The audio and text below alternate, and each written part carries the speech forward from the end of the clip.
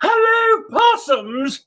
Could it really be me? Gigastar, lifestyle guru, spiritual advisor, and global icon Dame Edna, right here on your screen talking to you?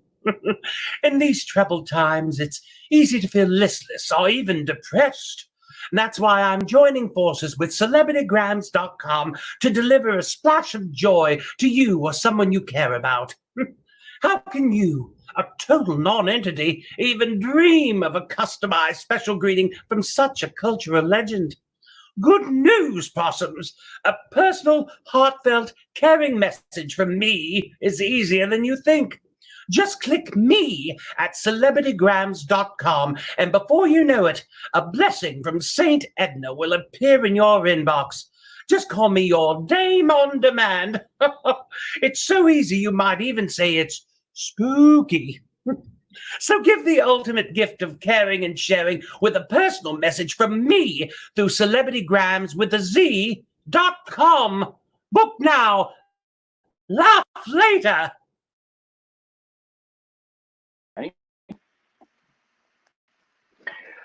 Well, hello and good evening. This is Dr. Stephen Evans, the publisher, editor-in-chief, and these days many other hats worn at Outclick magazine. Tonight, we are most excited to talk to celebrity impersonator Michael Walters as Dame Edna. Hello, Stephen. Well, or should I call you Dr. Stephen? You know what? As someone said, I don't care what you call me, just don't call me late to dinner. No, I haven't had that problem myself either.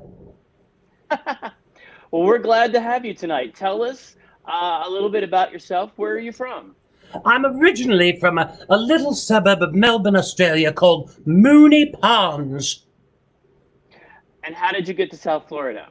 How did I get to South Florida? Well, by a plane. It's a long swim, isn't it? It is a long swim, and God knows what you'll find in the ocean. Yes. Tell us about your show. So I've been several times about your show, but tell us about it if someone maybe has not been before. I have been doing my lovely Broadway cabaret show at Georgie's Alibi, Wilton Manors. This August will be 11 years. Isn't that amazing? If nothing else, I've got longevity. I heard something long, but we won't go into that right now. Oh.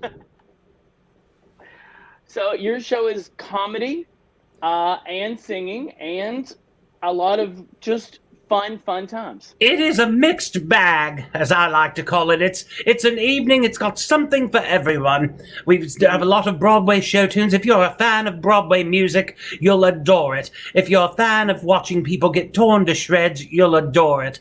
If you're a fan of having a few drinks and forgetting about the world, you will adore it. If you are pretty much half in the bag anyway, you will adore it. You are very good at interacting with your audience. Oh, yes. You bring the audience in.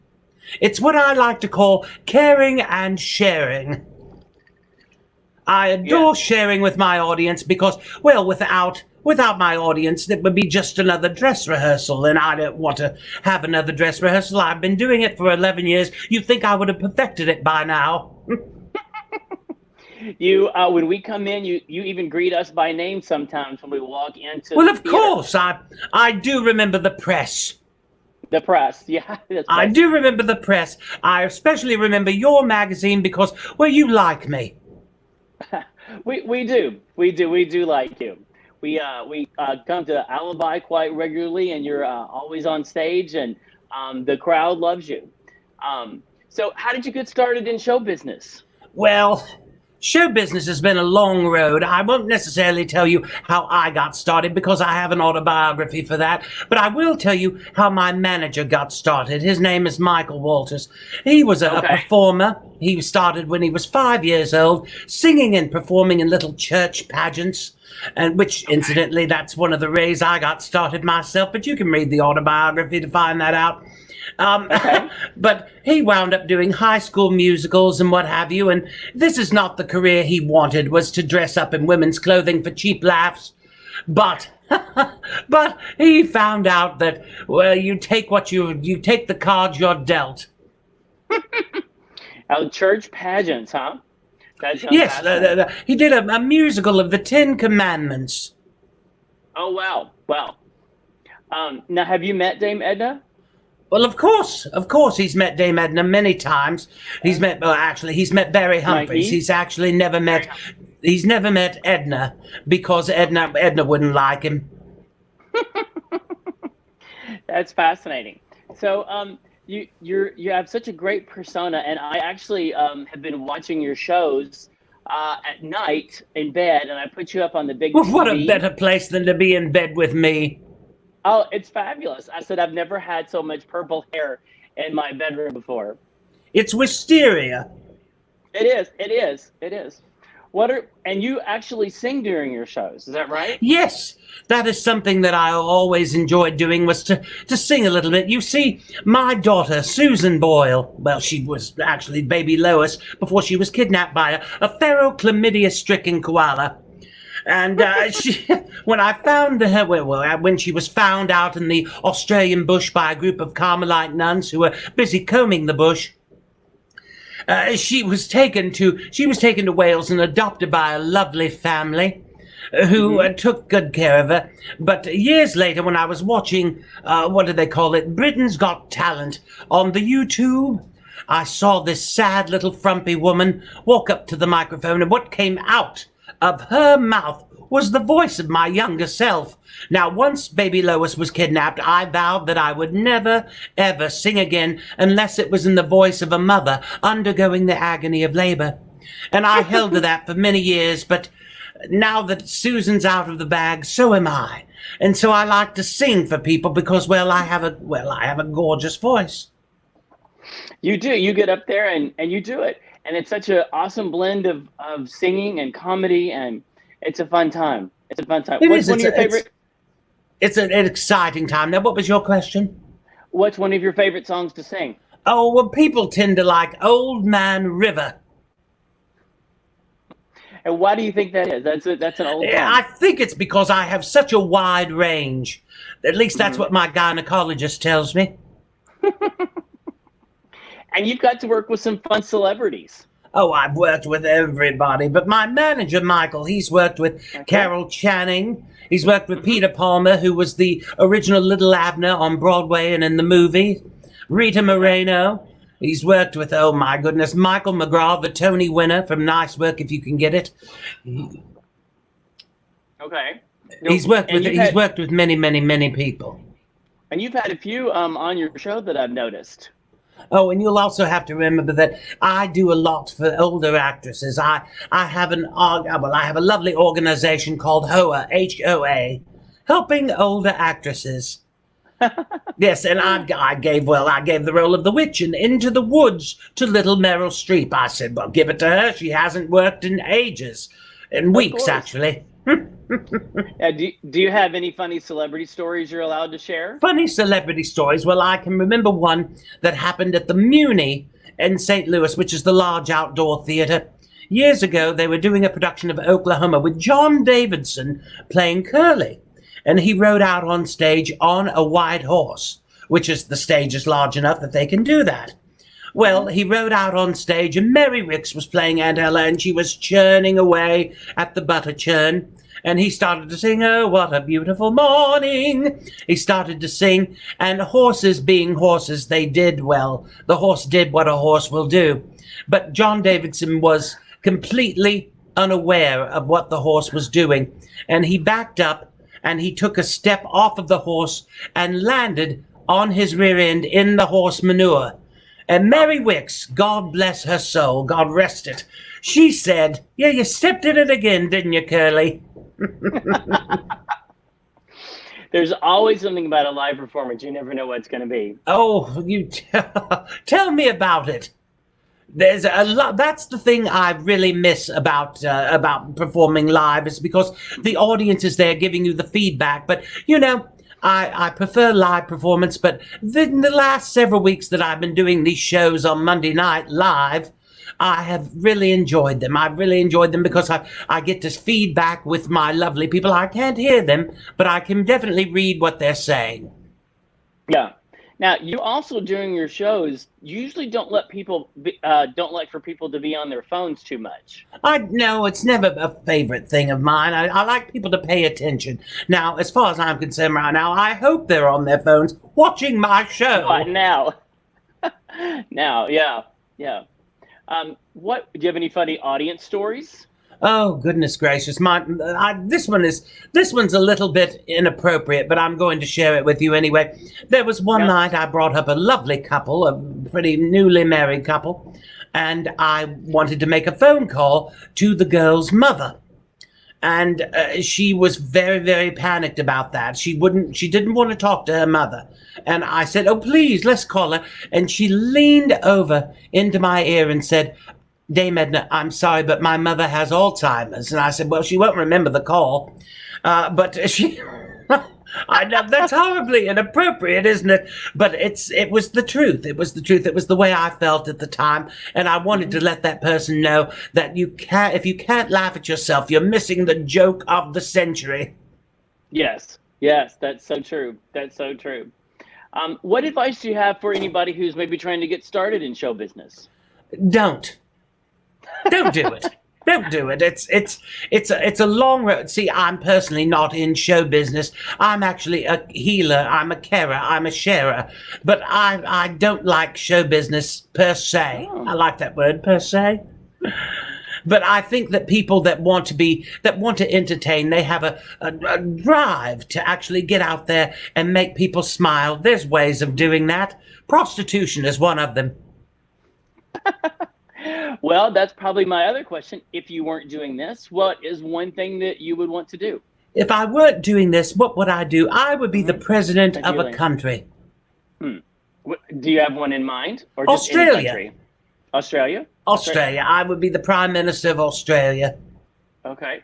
I've never been to Australia, but that is on my list of places to go. Oh, you should go, Stephen. You should go, Dr. Stephen. You should go. You will have the time of your life. It's a gorgeous country. Just be careful because around every corner there's something that could bite you and kill you. Do you have any favorite jokes? Some people have jokes in their pocket they like to keep. Do you have one or two? You know, I don't. I like spontaneity. I like things that happen organically in the moment. I like things that, well, basically, you know, a lot of the stories I tell, I guess you could call them pocketed. And there's a lot of stories about my family, and I like to share them because it makes people realize that they are not so different from me. That they have the same problems. We all share the same bone, the same blood. Well, tell us one. Do you have one? Do you have one funny story you can tell us? Oh, well, You there's probably my have 1,000, gynecologist. but- Yes, my gynecologist. His name is Dr. Julio Iglesias Sr.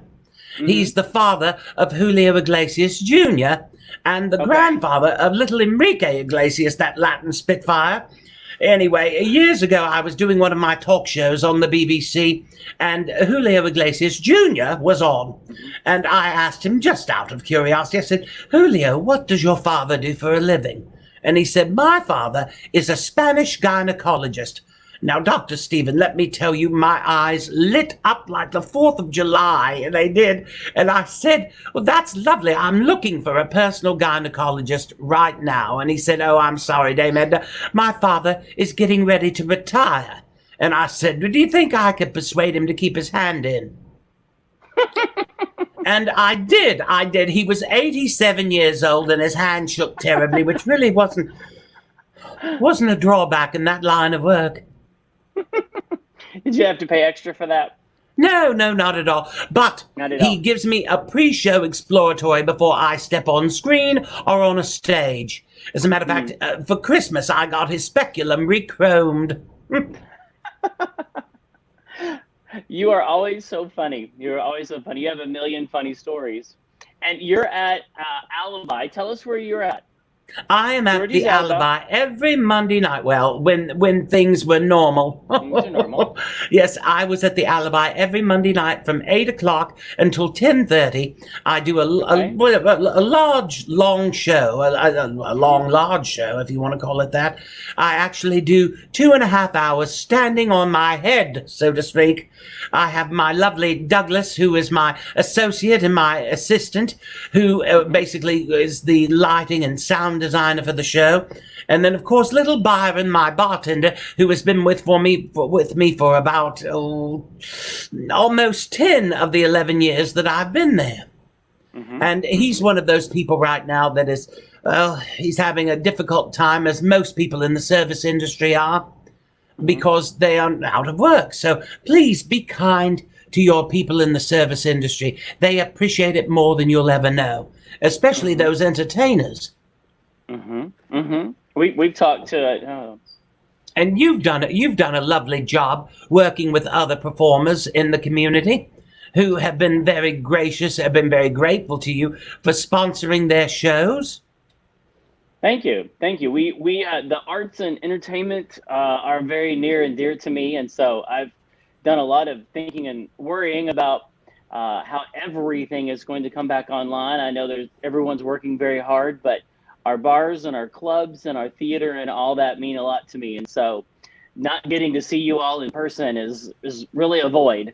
But I'm glad to at least put you up on the big screen and watch you laying in bed. Oh, no, that's lovely. As a matter of fact, I wanted to let you, that little video you played before the show began was a lovely thing from celebritygrams.com. Now, a lot of people, now you can't have me appear personally at one of your parties, at least not right now, but if you have a birthday coming up, you can go to www.celebritygrams.com. And I can make a personal message for you for one of your loved ones. And I know, how do you afford such a thing like this? Well, it's very affordable. So go to www.celebritygrams.com and just click on my photo, and you can actually find out how to do that. And remember, when things get back to normal, I'll be doing my live shows on Mondays, and I do these shows on the telly every Monday night. I'll be doing one tonight starting at 8 o'clock on my page, which is DameEdnaShow.com. Well, it's Dame Edna Show, Facebook.com/Dame Edna Show. And also I'll be on my Instagram, which is Michael Walters on Stage. And then, of course, there'll be, there's many ways to watch the show. And of course, we take tips if you want to do something like that, because I give it to my lovely prostate foundation. Very good. Very good. So that's all. So your shows are every Monday night now online at 8 p.m. At 8 o'clock. Okay, good. We've got all those covered. Is there anything else I didn't ask that you want to chat about?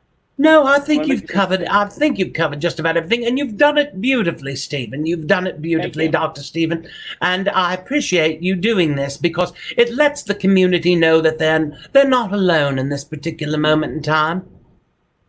Yes, and that's the most important thing we're telling people is don't be alone. Reach out to people. And I have really, really appreciated all of these live broadcasts that you all are doing. The normal streaming media is good, but bringing these broadcasts that you all are doing into our home is really nice. It makes me feel like I'm back out in the community a little bit, and has given me a sense of normalcy to turn on and see, to feel like some normalcy for me. So thank you. Which is very important, honestly. I mean, it's important to feel like things are getting back to some degree of regularity. Yeah. And it reminds us, that who are out there and who are working. So I'm ready for your show to be back, and we will figure something out. Here's the website. Arthur's got that pulled up. This is your Facebook page, I believe. That is my Facebook page, and you can also go to Instagram, which is on there as well. And you're more than welcome to join us at 8 o'clock, and I hope you will. Yeah, it's a funny show. It's a good show, and you are very interactive with the people that you bring on. Oh, I try. As a matter of fact, tonight, my psychic, Madame Ozma, is going to be on with me. Oh, good. Make sure to ask her about my dating life. And I will. That's the response she'll get, is a laugh. Well, thank you, Stephen, so much for having me at your place.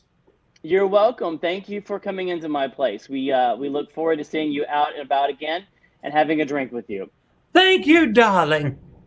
All right. Have a good night. Reach out anytime. Bye. Bye-bye.